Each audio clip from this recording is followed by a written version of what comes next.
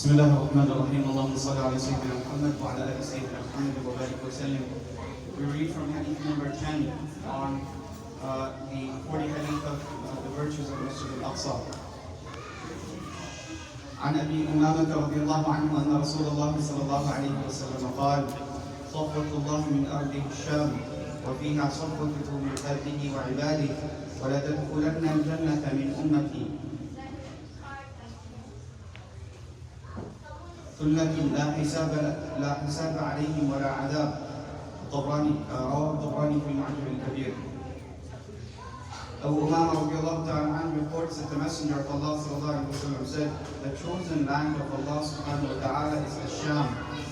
He has therein His chosen creation and servants, and most definitely a large group from my ummah will enter paradise without having to give any reckoning or experiencing any form of punishment. Tabarani.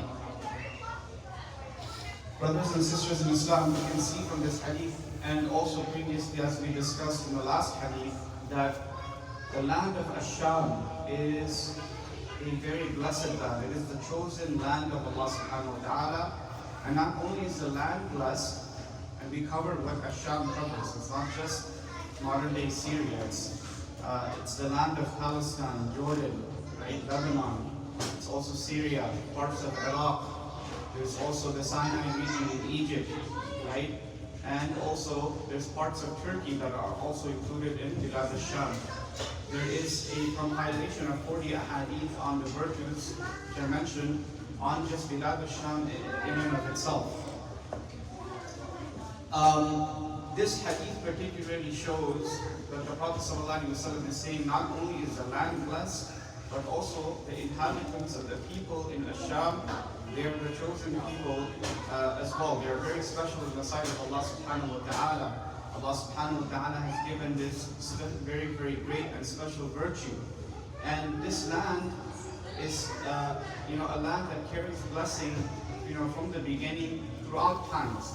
And especially before the end of times, there is a special significance that is given to these lands, because this is where Isa alayhi salam will descend, and he will kill the Dajjal in Bilad al-Sham, right? And some of the other manifestations of the major signs of the Day of Judgment will also happen in Bilad al-Sham. We also know from the previous hadith it is Ardul Mahshari wal Manshar. It is the place of hisab and reckoning. It is the place of gathering, right? So Bilad al-Sham is very, very sacred. It's very blessed. Right? Allah subhanahu wa ta'ala himself, swears by this land, in the Quran, Watini wa Zaytun, in one place. In other places, Allah subhanahu wa ta'ala also mentions the sacredness and the significance of this. And so this particular, the last portion, the second portion of this hadith, that there will be a large group of people that will enter into Jannah without any hisab, without any reckoning, and they will not experience any punishment. Allama Munawi rahmatullahi alayhi says that this hadith, because it is,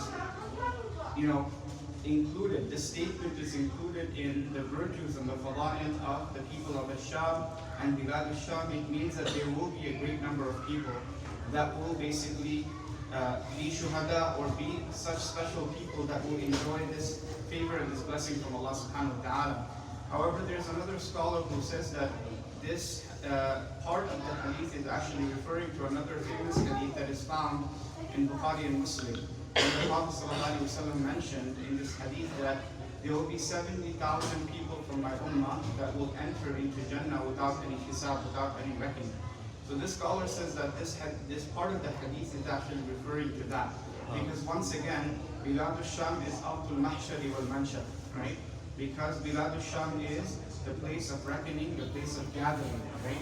So from this place, right, when the hisab will take place, 70,000 of the ummah, 70,000 people from the ummah of Sayyidina Muhammad sallallahu alaihi wasallam will be able to enter into Jannah without any hisab, without any reckoning.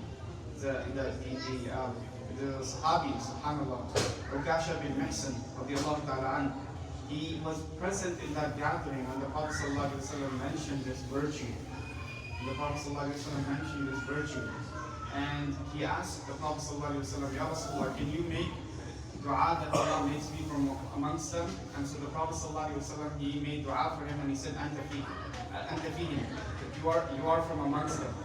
And so then another Sahabi, he stood up and he said, Ya Rasulullah, can you also make dua for me? He said, no. Sabat Ukasha. Ukasha has actually overtaken you in this regard.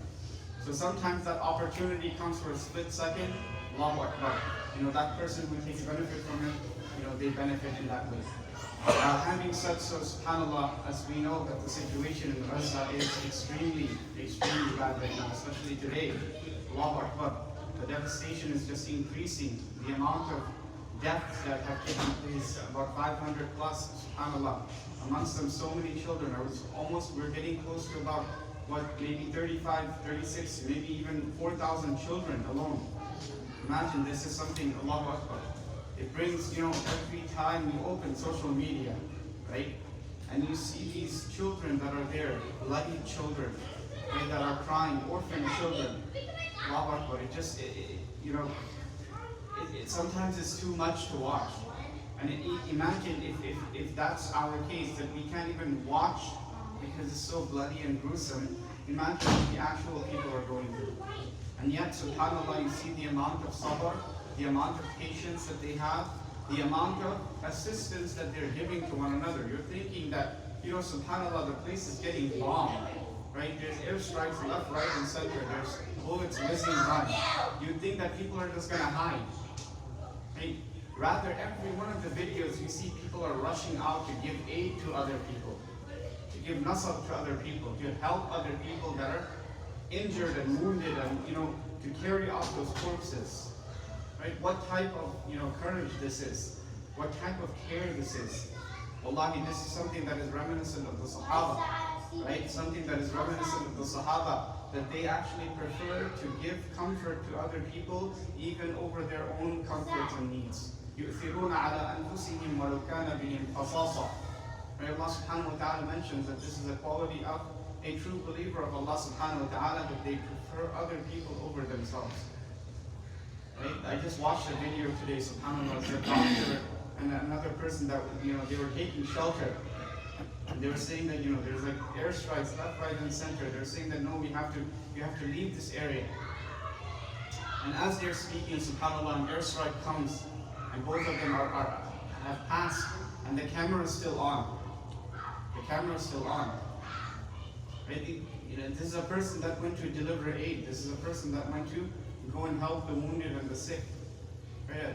A person who was doing good for humanity. So the ayat that I recited, these are the ending ayat of Surah Ibrahim in the Salah. وَلَا تَحْسَبَنَّ اللَّهَ غَافِلًا عَمَّا يَعْمَلُ الظَّالِمُونَ إِنَّمَا يُؤَخِّرُهُمْ لِيَوْمٍ تَشْخَصُ فِيهِ الْأَبْصَارُ. Allah subhanahu wa ta'ala said that don't think that Allah is not unaware of what the oppressors are doing. Allah is just delaying it for a very specific time. It's a very specific time. Right? So from this we draw courage, and we make dua for our brothers and sisters in Palestine. May Allah subhanahu wa ta'ala free them. May Allah subhanahu wa ta'ala free the people of Gaza. May Allah subhanahu wa ta'ala accept the shuhada. May Allah subhanahu wa ta'ala grant healing and shifa and cure to those that are injured and sick, those that have lost their limbs, those that have lost their body parts, those that have lost their parents and their relatives, their entire families, their homes, their belongings.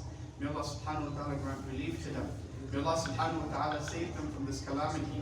May Allah subhanahu wa ta'ala take these oppressors by the neck. May Allah subhanahu wa ta'ala destroy them. May Allah subhanahu wa ta'ala destroy them the same way that He destroyed Ad and Thamud and the people of Fir'aun and Fir'aun himself.